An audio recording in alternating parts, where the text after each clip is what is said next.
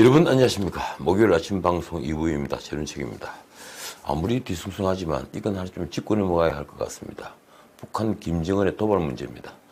이미 말씀드렸지만 2일 김정은은 원산 인근에서 함경북도 무수단리 앞바다 알섬을 표적으로 삼아서 단거리 발사체 2발을 쏘았습니다. 3.1절 기념식에서 방역 등 문제에 남북 협력을 다시 제안했던 문 대통령에게 한 대답으로 보였죠. 합참은 이 사실을 공개한 뒤에 단거리 탄도미사일이라는 것을 부정하지 않았습니다. 미국에서도 그렇게 본 것 같군요. 그런데 이튿날 북한은 발사 사진 등을 공개하고 초대형 방사포라고 밝혔습니다. 글쎄요, 방사포 장치에도 이 단거리 미사일을 발사를 할 수 있죠. 방사포 연사 능력이 30초에서 20초로 줄어들었고 넓은 구역을 타격하는 확산탄인 것으로 보였습니다. 제가 보기에는 미사일이라는 생각을 여전히 버릴 수가 없군요. 김정은이 망원경을 들고 참관하며 웃고 있는 사진도 있었습니다. 그런데 북한은 이 도발과 함께 김여정 명의의 담화를 냈습니다. 청와대가 우려를 표명한 것에 대한 답변을 한 겁니다. 청와대의 전형한 사고방식에 경악을 표한다. 제목부터 자극적인 그 담화는 정말 경악할 만합니다. 전응아, 바보, 겁먹은 게 이런 말들이 쓰였습니다. 문자 그대로 조롱이죠. 내뱉는 한마디 한마디가 바보, 이런 말과 함께 담화 말미에 쓴 조롱은 정말 놀랄만합니다. 겁을 먹은 개가 더 요란하게 짖는다고 했다. 딱 누구처럼. 그 누구가 누구일까요? 김정은, 김여정, 이 남매들 정말 해도 너무한 거 아닙니까? 이게 독재자의 아들, 딸들로 태어나서 권력을 대를 이어 물려받은 주제에 좀 지나친 것 같습니다. 졸지에 겁먹은 개가 되어버린 청와대는 별다른 반응을 내놓지 않았습니다.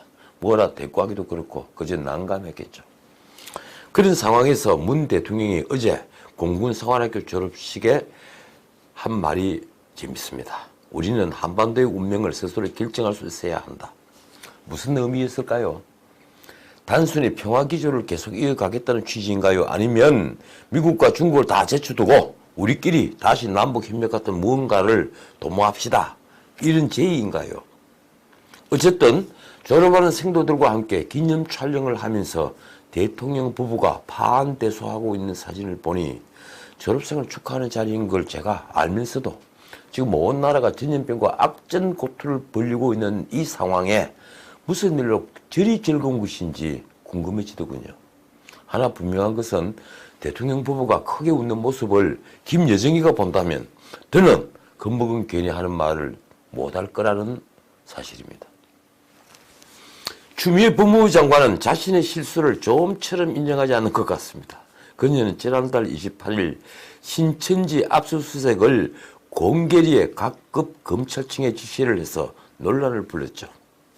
그건 구체적 사건에 대해서는 검찰총장만 지휘할 수 있도록 한 검찰청법을 정면으로 위반한 것이기도 하지만 무엇보다도 일종의 수사기밀인 압수수색을 공개리에 지시한 것으로 도저히 이해할 수 없는 행동이었습니다. 법무부에서 왜 아무도 안 말리지 않았을까요? 어제 국회에서 이 문제를 야당 의원들이 따졌는데 TV 뉴스를 보니 추 장관은 한마디도 지지 않고 대응을 하고 있더군요. 추 장관은 밀행성이 중요한 압수수색을 공개리에 말한 잘못을 따지는 국회의원들에게 시급성과 국민 여론을 그 이유로 들었습니다. 이렇습니다. 압수수색의 필요성은 지자체장들이 다 공감하는 바이고 국민 86% 이상의 필요성을 요구하고 있다. 그렇군요. 이게 만약 국민들 한 86%가 추 장관 해임을 원하면 스스로 물러날 건가요? 언제부터 국민들이 원하면 압수수색을 하고 원하지 않으면 안 하는 것으로 된 겁니까? 마침내 장제원 의원의 이런 말도 나왔습니다. 왕이에요, 여왕이에요. 윤석열 총장이 그 얘기했습니까? 그 얘기라는 단어가 다시 나온 건 이런 연유죠. 지난번에 추 장관이 검찰총장이 4명을 거역했다고 답변한 데서 선 말입니다. 제가 보기에도 추 장관은 장관 자리가 옛날 판서 정도로 알고 있는 것 같습니다. 하긴 판서도 4명을 거역했다 이런 말을 함부로 쓸 수는 없었을 겁니다. 자, 선거 뉴스를 말씀드리죠. 전에 말씀드린 바처럼 민주당이 위성정당으로 가슴앓이를 하고 있습니다. 겉으로 드러내고 비례용 위성정당을 당당히 말할 수 없는 입장이니까 말입니다.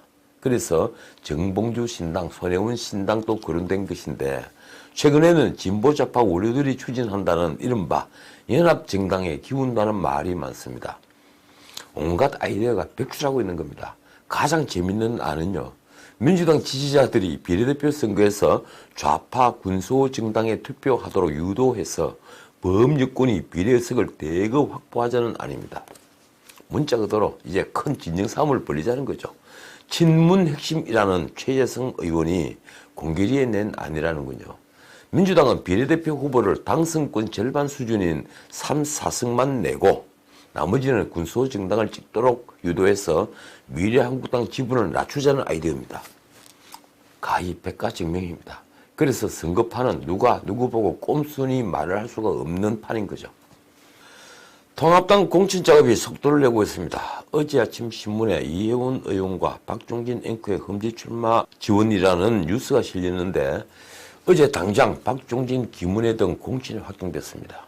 바른미래당에서 넘어온 김수민 의원은 공천을 받은 대신에 임재훈 의원은 컷오프됐습니다. 공수처법 패스트트랙 법안에 가담했느냐 여부가 생사를 갈라놓은 셈입니다. 그건 제가 공관위원이 돼서 칼자루를 잡아서도 마찬가지였겠죠. 김영호 공관위원장이 직접 영입한 이들은 공천을 모두 받았습니다. 양천갑의 송한섭 전 검사가 대표적인 인물이죠. 방송인 박종진은 인천 서구을 낯선 곳으로 갔는데 결과가 어떨지 벌써부터 궁금해집니다. 단수 공천은 14분이군요. 전략 공천은 말씀드린 송한섭 전 검사와 분당갑의 김은혜 전 MBC 아나운서 전에 데뷔를 했죠. 파주갑에 그리고 신보라 현재 비례대표 의원 그리고 청주 청원의 20대 공천에서 안철수 전 대표가 발탁을 했던 김수민 의원 등입니다. 모두 보수세가 센 곳입니다. 김영호 위원장은 청년과 여성에 집중했다고 자평을 하더군요. 그러면서 자기 사람을 역시 챙겼습니다. 이 중에서 좀 젊은 분이 눈에 띈다. 제가 발표한 송한섭 전 의사이자 검사는 만 40세다. 친절하게 이렇게 소개까지 했습니다. 김 위원장이 이러다 보니 언론에는 벌써부터 김영호 직계 이런 말이 여기저기서 나오고 있습니다. 왜 이렇게 논란을 자초하는가요? 제가 그렇게 걱정하던 사천 논란이 나오고 있는 겁니다. 그것도 한두 번이 아닙니다. 경선이 필요해 보이는 보수세가 강한 지역에 의외로 단수 공천을 받은 그리고 전략 공천을 받은 인물들이 헤아려 보면 벌써 10명을 훌쩍 넘으니 말입니다. 인천 강화가 그렇고 그리고 강남 을이 그렇고 뭐 소문이 다 나 있죠. 이현주 의원이 낙향에 전략 공천을 받는다고 소문이 난 부산 영도는 잡음이 계속 일자 아주 예상외로 후보 추가 공모에 들어갔습니다. 이현주 의원 에드벌룬을 2번씩이나 띄웠던 그래서 논란을 자초했던 김영호 위원장은 기자들에게 그 배경에 대해서는 항구했습니다. 이렇게 말하더군요. 결과를 발표하면 알게 될 것이다. 예, 저도 말을 아끼겠습니다. 다만 이 공천은 PK 지역에 지대한 영향을 미친다는 말씀만 드리죠. 어쨌든 저는 보수 야당의 공천을 폄훼할 생각은 조금도 없습니다. 다만 잡음이 나오지 않았으면 하는 바람은 숨길 수 없군요. 그래서 제가 늘 드리는 말씀이지만 보수 야당이 유리한 지역에서는 단수 공천이니 전략 공천이니 하는 것보다 가급적 경선을 통해 후보를 결정하는 게 민주적이며 승리할 가능성을 훨씬 더 높이는 공천에 뜬다는 것입니다. 자, 그나저나 시가지가 텅 비었습니다. 정부부터 나서서 거리두기를 하라고 하니 그렇겠죠. SBS 방송에는요. 200석이 훨씬 넘는 갈비집에 손님이 한 명도 없는 걸 보여주더군요. 동아일보 인터넷판 제목은 일상이 반 이상 멈춰 이렇게 되어 있습니다. 상황이 어렵게 돌아가자 기본소득으로 50만 원씩 지급하자는 등 온갖 포퓰리즘적인 발상들이 쏟아지고 있습니다. 예, 요사이 타다 문제로 곤욕을 치렀던 소카 대표죠. 이재용 씨도 그 아이디어를 청와대 청원까지 했더군요. 10조 원이 넘는 추경이 편성되고 있다고도 합니다. 512조 사상 최대 거대 예산에서 불용 예산도 아주 많을 텐데 또 빚을 낸다고 하니 그건 역시 걱정입니다. 예, 선거 때문인지 야당이 추경에 더 적극적이군요. 설마 이 선거용 선심을 여든 야든 베풀자는 건 아니겠죠. 예, 오늘 2부는 여기서 마치겠습니다. 예, 창밖은 벌써 봄입니다. 우리 모두 용기를 냅시다. 지금까지 저는 지기였습니다.